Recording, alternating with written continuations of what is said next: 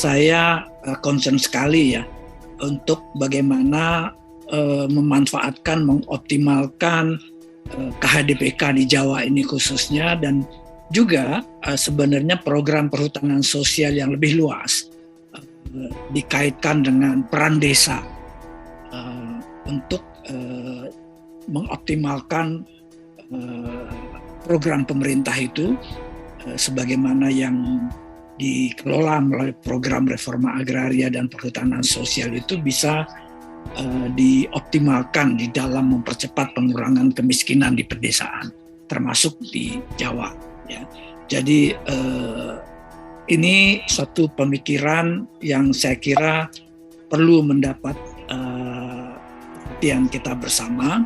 Nah, oleh sebab itu saya senang sekali kalau pagi hari ini bahan ini kita diskusikan bersama Bapak Budi Ari ya selaku Wamen Kemendes gitu, dan juga Pak Sentot dari Asosiasi Pemerintahan Desa, sehingga melihat apa yang yang bisa kita lakukan bersama-sama. Ya, saya mau mulai dengan situasi ya bahwa hubungan antara desa dengan kawasan sekitar hutan sebenarnya memang tidak terlalu ideal gitu ya. Untuk Jawa itu pernah ada sebuah buku terbit berdasarkan disertasi yang mengatakan hutannya kaya, masyarakatnya miskin. Tentu ada persoalan di sana. Ya, ada data-data yang menunjukkan betapa situasi kemiskinan itu tidak terlepas dari bagaimana singgungan antara batas desa dengan kawasan hutan ya. Dan juga ke political will katakanlah pemerintah untuk mendistribusi sumber daya alam berupa hutan itu kepada masyarakat di pedesaan. Jadi situasi kemiskinan memang sangat ditentukan oleh kebijakan negara terhadap kawasan hutan itu sendiri. Ini data tentang betapa sebenarnya mayoritas dari desa di Indonesia itu berbatasan atau belum selesai batasnya dengan kawasan hutan. Nah, ini dalam situasi implementasi undang-undang desa yang baru tentu tidak kondusif ya, karena dengan belum definitifnya kawasan desa itu, batas desa dengan kawasan hutan itu, maka ruang pembangunan di desa menjadi tidak clear. Oleh sebab itu juga meningkatnya dana desa dari tahun ke tahun itu menjadi tidak terlalu efektif karena ruang pembangunannya yang terbatas. Artinya ada persoalan batas desa dengan kawasan hutan yang mungkin perlu menjadi PR kita ke depan. Nah, juga ada persoalan-persoalan lain ya terkait dengan batas desa tadi. Tadi malam bahkan saya ada seorang teman dari BIK ya mengatakan kepada saya bahkan itu tidak sampai 5% ya, baru hanya 2% desa di Indonesia yang punya batas definitif. Jadi kita bayangkan di 98% desa di Indonesia wilayah pembangunannya itu menjadi sangat masih abu-abu ya, sehingga penggunaan merencanakan sebuah perencanaan pembangunan desa yang optimal itu menjadi sangat terbatas karena ada kendala-kendala batas itu tadi. Kita tahu tidak sedikit sebenarnya aparat desa mungkin, dan terutama mungkin aparat di ATR misalnya, itu yang masuk penjara konon karena mengeluarkan sertifikat di kawasan yang diasumsikan sebagai ruang desa, ternyata bagian dari kawasan hutan. Jadi soal batas desa ini sangat penting untuk kita pikirkan ke depan. Nah, juga tadi sudah disebutkan ada 30% lebih, bahkan data terakhir justru 51% ya desa itu berbatasan. Nah, di pihak lain sebenarnya pembaruan-pembaruan yang dijanjikan oleh Undang-Undang Desa seperti BUMDes, seperti ADD yang meningkat, akibatnya dengan dua situasi pokok tadi itu menjadi tidak bisa diupayakan secara optimal. Nah, itu persoalan di desa. Nah, sebenarnya ada program yang tadi di awal saya sudah sampaikan, ada program yang dicanangkan oleh pemerintah melalui reforma agraria, dan termasuk diantaranya itu mendistribusikan apa yang disebut tanah objek reforma agraria dan juga hutan sosial, ya, perhutanan sosial yang jumlahnya tidak sedikit, ya, 12,7 juta hektar targetnya. Nah, kalau saja angka ini tercapai, ya, ini khusus di hutan, ya, di luar kawasan hutan melalui TORA itu ada 9 juta hektar yang ditargetkan. Nah, kalau 21 sekitar 21 juta hektar itu betul-betul sampai ke masyarakat, ke desa atau dan seterusnya itu, maka struktur agraria kita akan terkoreksi dengan sangat baik. Nah, oleh sebab itu saya melihat bahwa mengoptimalkan pencapaian program reforma agraria ini, termasuk melalui proses-proses perhutanan sosial dan secara khusus sekarang ada di Jawa dengan KHDTPK itu, tentu menjadi ruang yang perlu kita pikirkan untuk mencapai pelaksanaan program reforma agraria yang masih sangat terbatas ini.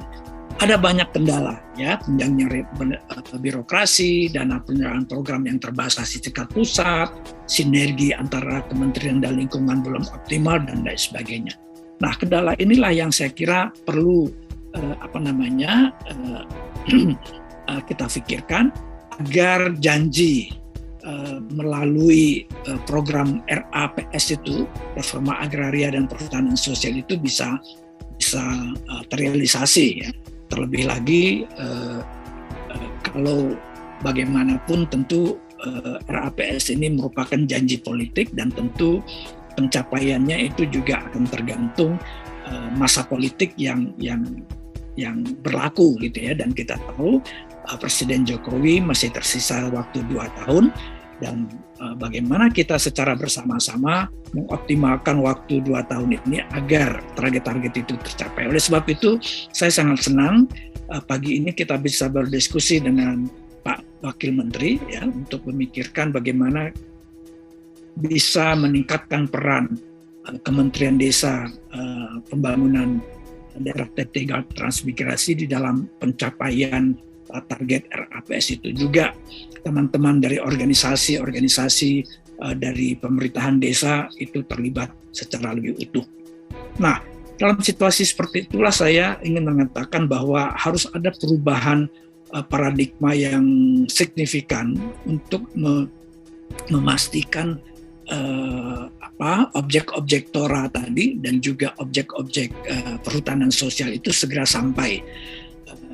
Nah, dalam konteks inilah saya melihat bahwa pendekatan yang sekarang ini harus diubah dengan suatu strategi baru, yaitu yang saya sebut sebagai strategi antar bola. Artinya adalah apa? Jika memang pemerintah sudah menunjukkan political will-nya, seperti kita tahu misalnya objek-objek TORA itu sudah teridentifikasi oleh pemerintah, dan begitu juga objek-objek untuk perhutanan sosial sudah teridentifikasi oleh pemerintah. Bahkan tadi malam kalau saya tidak salah atau 2 hari yang lalu sudah juga ada peta tentang di mana KHDPK itu berada, begitu ya. Nah, kalau memang itu sudah teridentifikasi, saya menyarankan bahwa bagaimana caranya objek yang akan didistribusikan itu, baik dalam bentuk aset maupun dalam bentuk akses, itu segera sampai ke dalam ke targetnya. Nah, saya kira peran pemerintah desa bisa menjadi alternatif, gitu ya. Mengapa? Karena kita melihat desa itu adalah sebuah subjek hukum, ya, yang bisa diminta pertanggungjawabannya, gitu.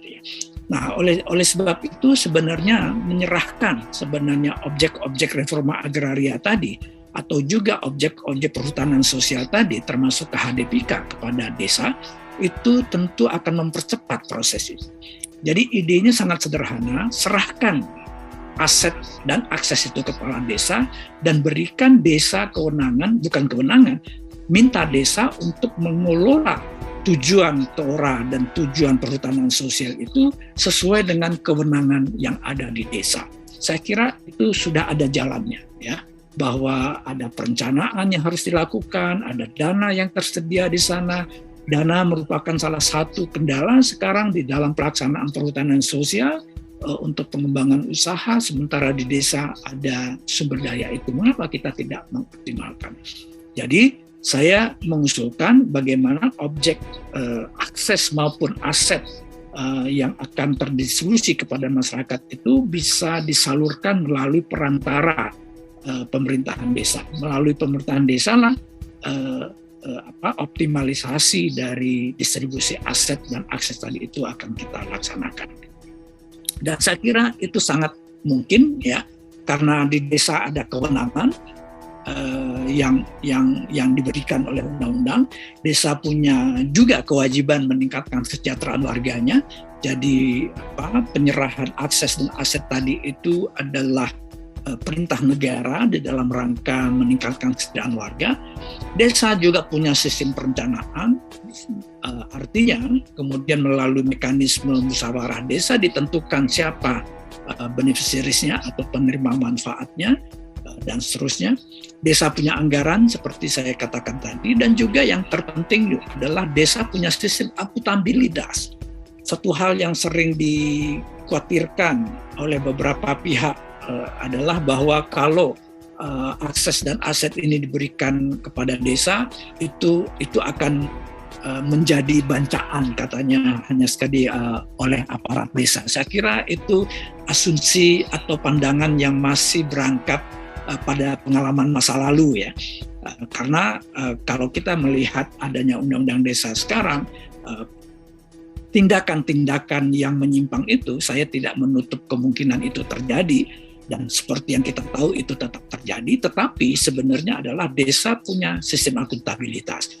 Nah, tinggal lagi adalah bagaimana para pihak yang lain, baik pemerintah maupun masyarakat sendiri itu menggunakan di dalam sistem akuntabilitas untuk mengontrol bagaimana pelaksanaan pembangunan desa pada umumnya dan bagaimana pelaksanaan RAPS pada khususnya dan lebih khusus lagi KHDPK.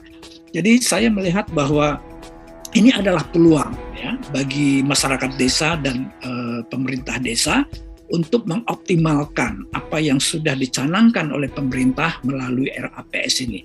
Nah, disinilah saya kira perlu peran Pak Wamen nanti mendorong bagaimana caranya bersama-sama dengan kementerian lain dan juga mungkin dengan asosiasi lain untuk mendesak.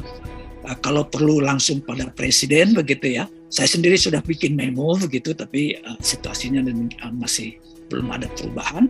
Tapi kalau seandainya Kementerian Desa, kemudian juga Kementerian Dalam Negeri bersinergi bersama asosiasi pemerintahan desa, paling tidak untuk urusan Jawa dulu lah, gitu, bahwa skema KHDPK itu direalisasikan saja melalui peran pemerintahan desa.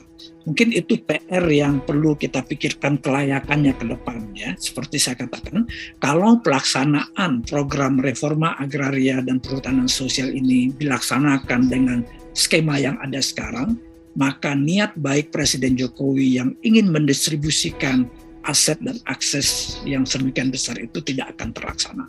Nah, ini provokasi saya buat teman-teman, ya. Baik buat pemerintah di pusat, kabupaten, dan terutama juga asosiasi-asosiasi masyarakat dan juga pemerintah desa.